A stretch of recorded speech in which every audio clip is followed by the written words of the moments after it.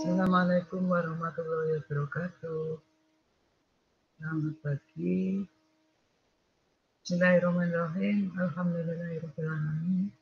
Wassalatu wassalamu ala sayyidina Muhammadin wa ala alihi wa ashabihi ajma'in. La hawla wa la quwata illa billahil aliyyil azim. Rabbi shrah li sadri wa yassir li amri wahlul 'uqdatam min lisani yafqahu qawli. Amma ba'du. Para mahasiswa sekalian, pada minggu ketiga ini saya akan memberikan materi tentang bakteri khususnya ya. Pada minggu yang lalu saya review bahwa kita telah mempelajari mikroorganisme di dalam lingkungan beserta karakteristik daripada masing-masing mikroorganisme tersebut. Nah, sekarang untuk lebih lanjut memperdalam tentang bakteri khususnya, maka pada pagi hari ini akan saya sampaikan kepada kalian bahwa ini apa kelanjutan daripada kuliah kita pada minggu ketiga ini tentang bakteri khususnya ya. Nah, untuk bakteri sendiri kan termasuk mikroorganisme juga, dan kemarin kita sudah bahas tentang itu. Maka pada minggu ketiga ini kita membahas tentang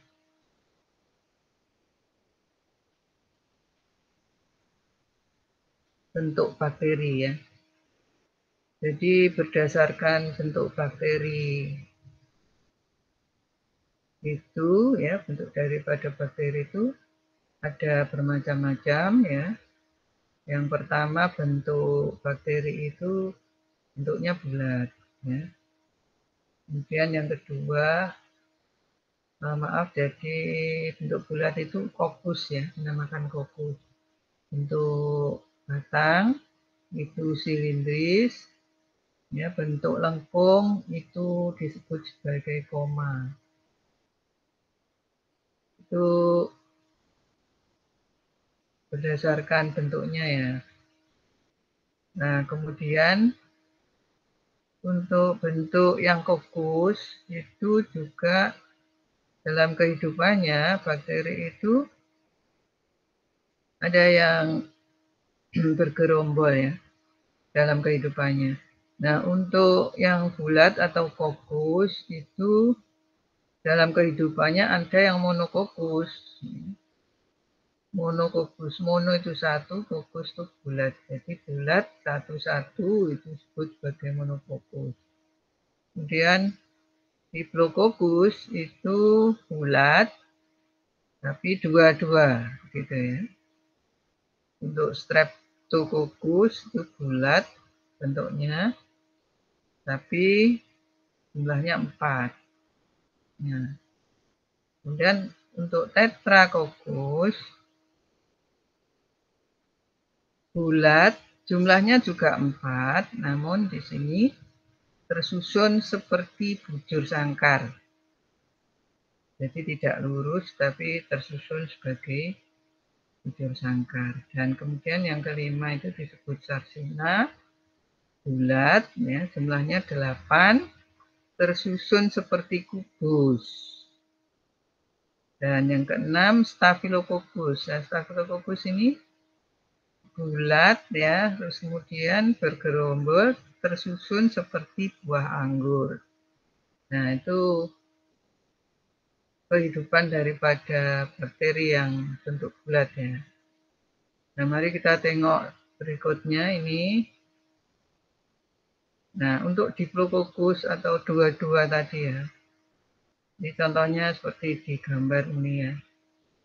Ini berdekatan dua ya, dan ini ya. Ini Diplococcus, jadi bulat tapi dua-dua ya.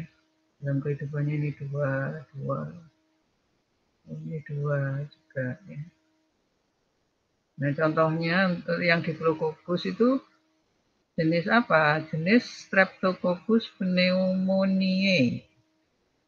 Ya, Streptococcus pneumoniae.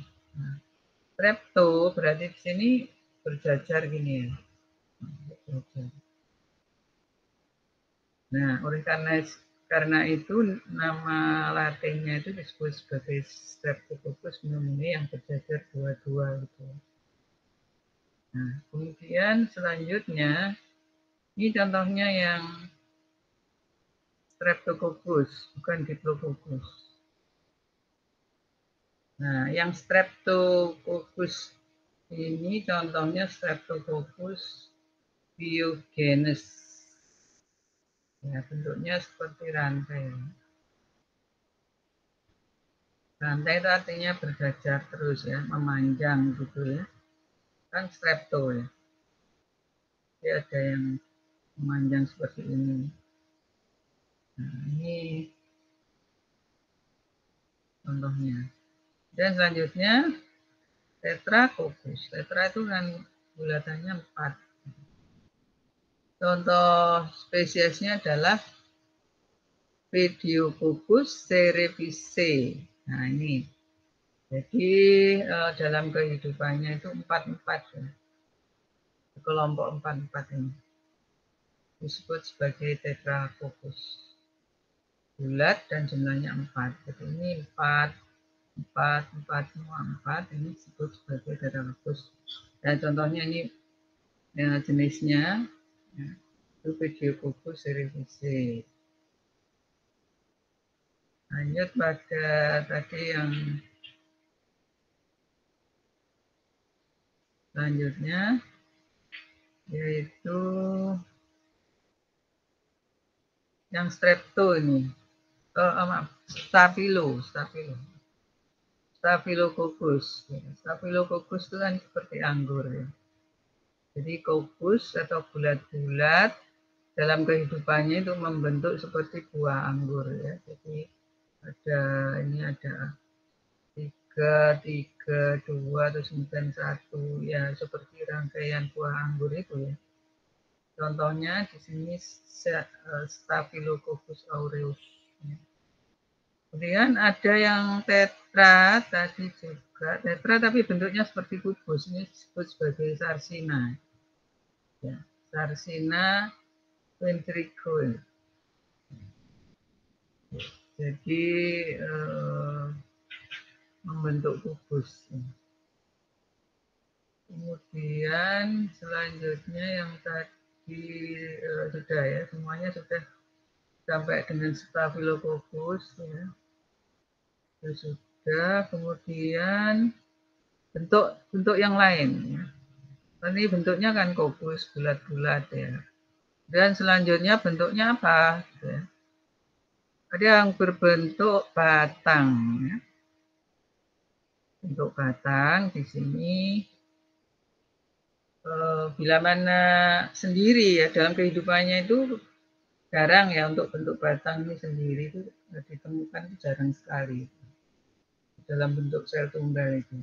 Tapi kalau dalam bentuk diplo ya bentuk dua-dua itu ditemukan banyak. Diplobasil namanya.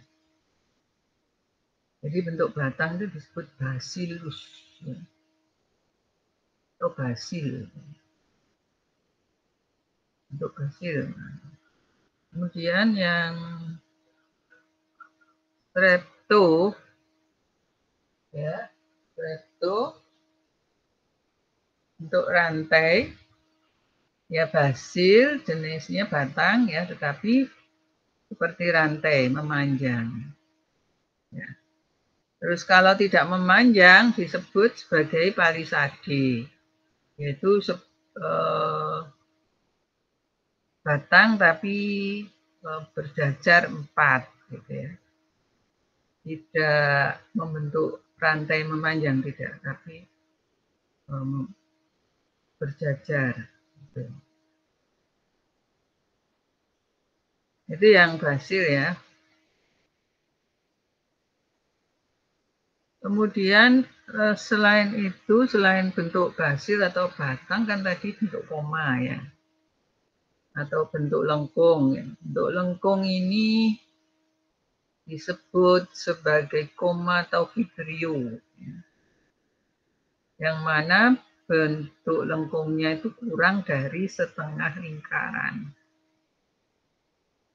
Nah, jadi bakteri koma atau vibrio itu mempunyai bentuk yang lengkung dan kurang setengah lingkaran ya. Tetapi bila mana itu lengkungannya itu lebih besar dari setengah lingkaran, disebut bentuknya bentuk spiril ya, atau spiral di sini. Contohnya ini spirocheta. Ya, spiral halus dan lentur ya, spirocheta. Kemudian yang palisade ini spiral yang kaku ya. Jadi tidak halus dan lentur tapi ini kaku. Disebut palisade. Ini contoh ya, spirilum itu contohnya di sini ya, rhodospirillum ya. Ini untuk spiral. Jadi lengkungnya itu melebihi dari satu lingkaran kan, karena ya, seperti spiral itu ya. Nah, sehingga itu contohnya rhodospirillum. Jadi ada bakteri yang namanya rhodospirillum. Bentuknya seperti itu.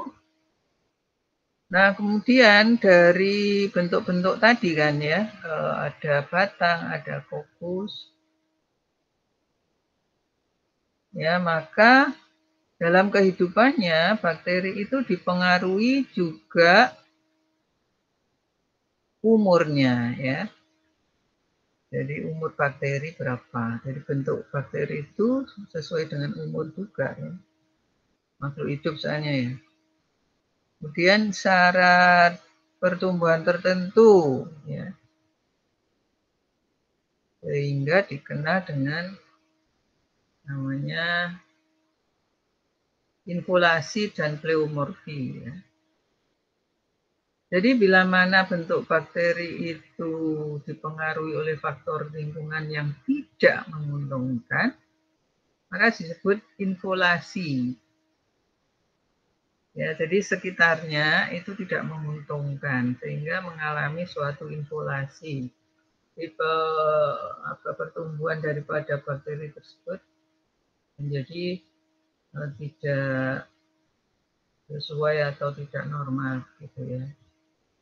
Kemudian pleomorfi. Kalau pleomorfi itu bentuk yang bermacam-macam yang ada pada bakteri walaupun ditumbuhkan pada medium sesuai. Jadi kalau lingkungannya menguntungkan ya, bentuknya walaupun lingkungannya menguntungkan itu kadang bakteri itu dalam pertumbuhannya itu bermacam-macam juga ya. Jadi ada yang kecil, ada yang besar gitu ya. Sehingga dalam hal ini disebut sebagai pleomorfi. Jadi bentuknya disebut pleomorfi. Karena tadi kan tergantung ya. Jadi dipengaruhi. Ya. Jadi bentuk bakteri itu kan dipengaruhi oleh pertama adanya umur tadi ya. Kedua adalah menguntungkan.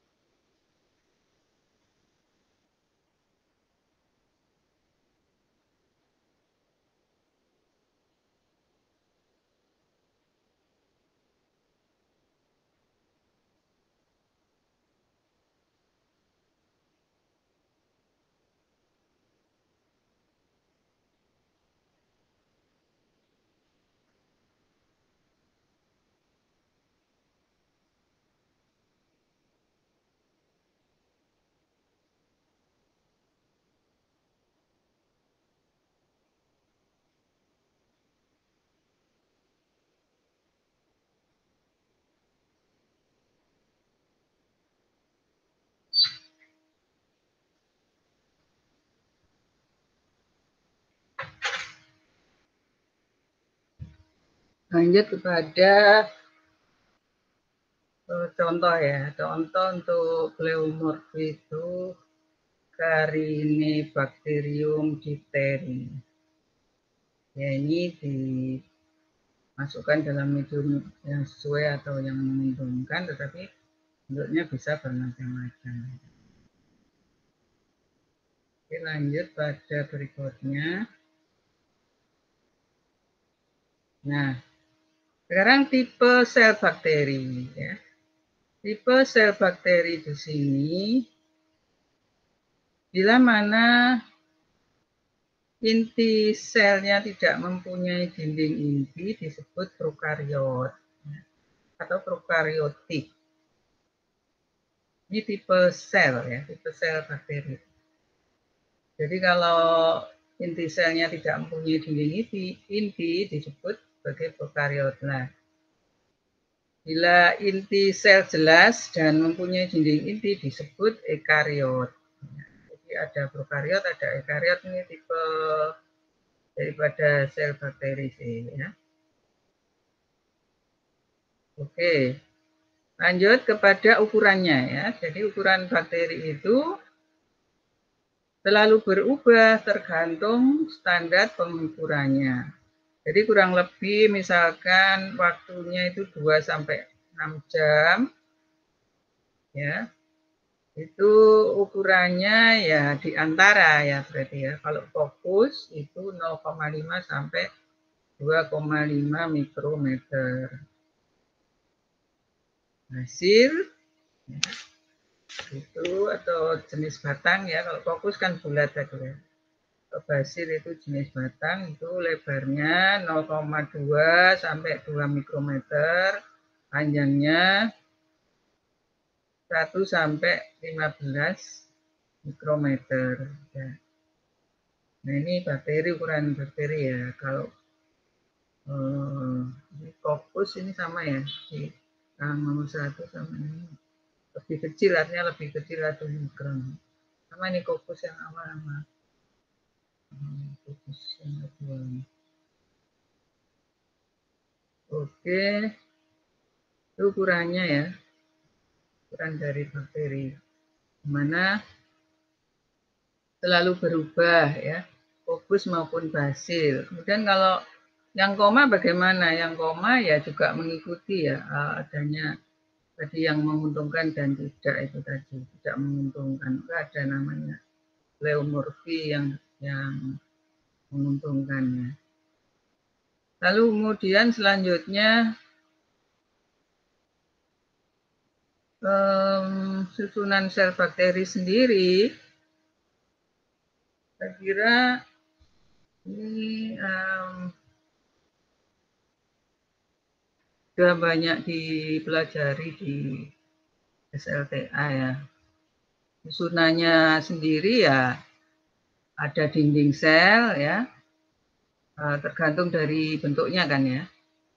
Jadi susunannya sendiri kalau bentuk bulat, kopus itu ya mengikuti bentuknya tadi. Ya di luar ya, luar daripada itu disebut sebagai dinding sel. Kemudian yang mendukung adanya kehidupan bakteri sendiri di dalamnya itu ada namanya sitoplasma atau cairan sel ya. Dan yang ketiga bahan inti ya. Jadi inti sel di dalamnya atau material inti. Nah, kemudian sebetulnya kalau ini untuk sel bakteri ya. Nah, kalau sel manusia beda lagi. Ya, jadi terdiri dari 3 ini saja susunan sel bakteri ya. Perlu diperhatikan. Kemudian dalam kehidupannya juga mikroorganisme ini mempunyai suatu alat ya, namanya alat gerak atau flagel ya. Nah, ini di sini ya, alat gerak yang terdiri dari hanya satu melekat pada ujung sel disebut monotret. Kemudian kalau banyak pada salah satu ujungnya disebut sebagai Lophotrix. Ya. Sedangkan untuk banyak tapi pada kedua ujung ya, disebut Amphitrix. Ya. Kalau tersebar pada ujung sisi sel itu disebut Peritrix, dan bila tidak mempunyai flagel itu disebut Atrix. Ya.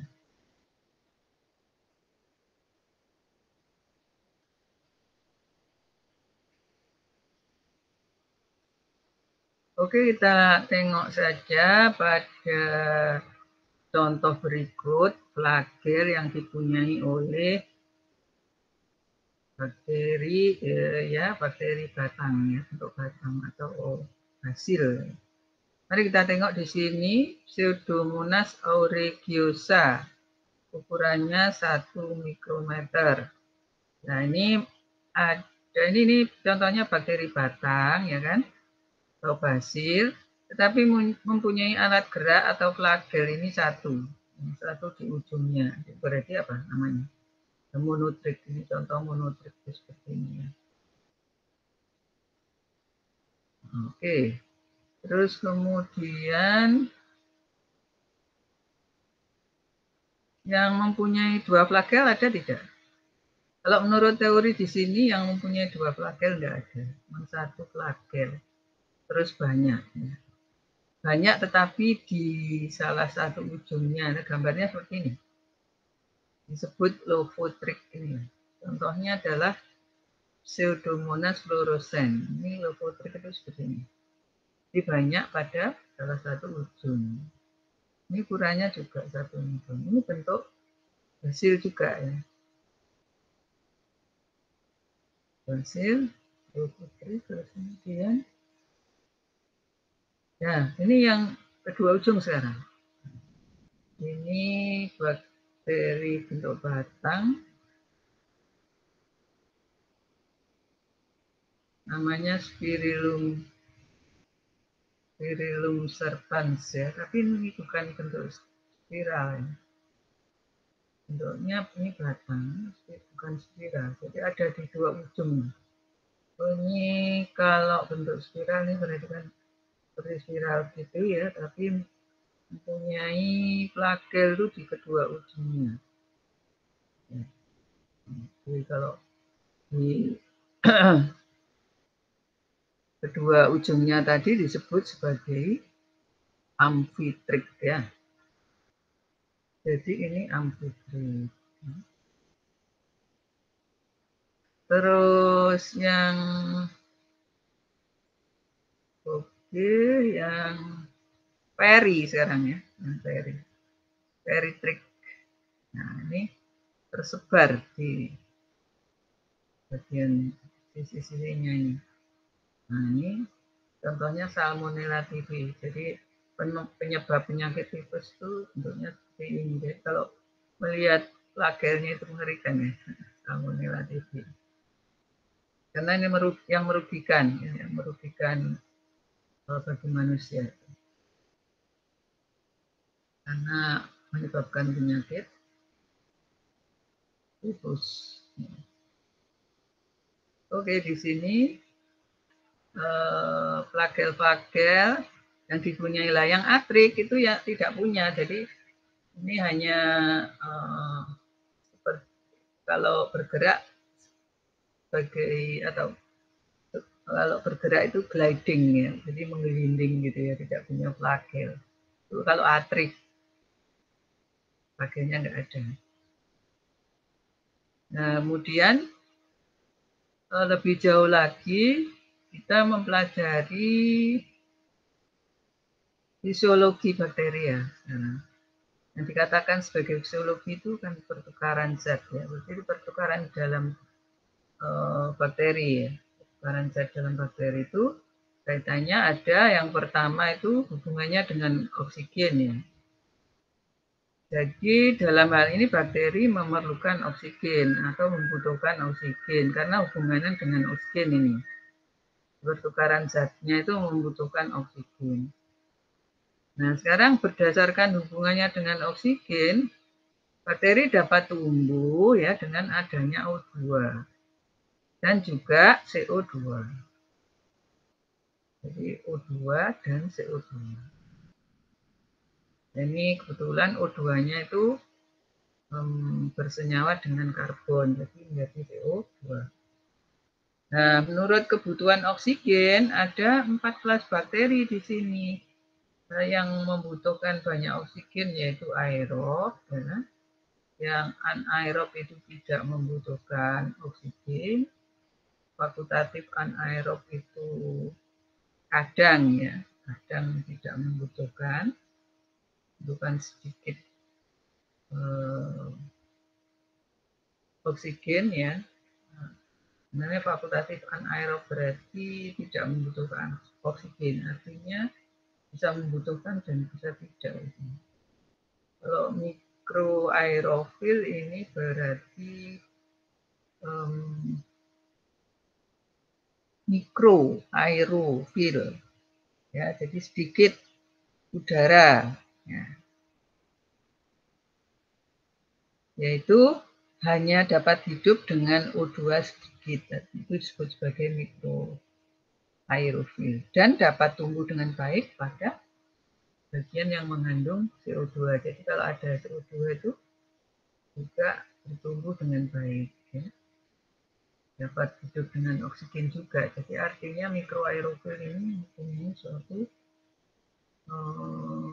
keistimewaan, ya.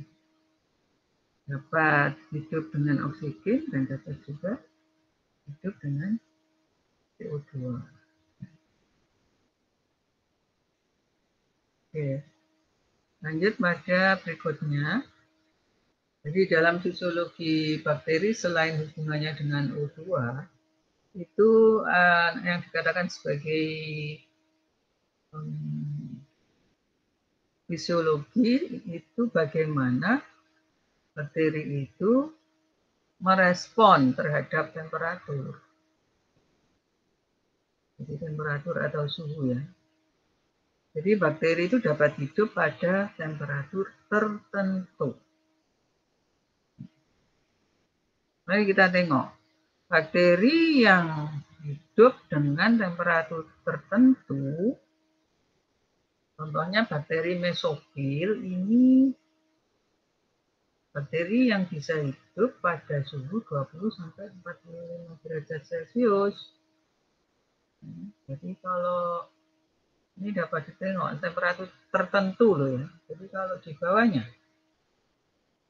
kalau di atasnya, dapat tumbuh maksimal pada suhu 30-40. Jadi di antara 20-45 itu kan ada angka 30 dan 40, yaitu bakteri mesofil ini bisa hidup tumbuh maksimal gitu ya. Contohnya E. coli, Escherichia coli. E. coli ini dapat hidup pada suhu minimum 10 derajat Celcius, maksimumnya 45 derajat Celcius, dan optimumnya itu 37 derajat Celcius. Nah, ini termasuk bakteri apa? Yaitu bakteri mesofil di sini, karena suhu optimumnya itu atau dia dapat hidup secara baik, ya, coli ini pada suhu 37 derajat Celcius. Ya. Jadi kemudian selanjutnya adalah bakteri yang termofilik, ya. Nah, bakteri termofilik di sini tumbuh pada suhu 50 derajat Celcius. Ya, jadi pada suhu sekian ini disebut sebagai bakteri yang termofilik, ya. Nah, ini contohnya Bacillus Thermophilus, Staurothemophilus, Bacillus Staurothemophilus ini minimumnya 50 derajat Celcius hidupnya, ya optimumnya 55 derajat Celcius dan maksimum bisa hidup sampai 75, disebut termofilik, 75 derajat Celcius itu ya. Ya, oke, lanjut pada berikutnya yaitu bakteri yang psikrofil ya. Bakteri psikrofil di sini hidup pada keadaan lingkungan di mana lebih kecil dari 20 derajat Celcius, optimum pada 15 derajat Celcius, dan lebih kecil dari 10 derajat Celcius. Jadi ada 3 ya, berhubungan dengan suhu itu, bakteri itu ada 3 tersebut ya.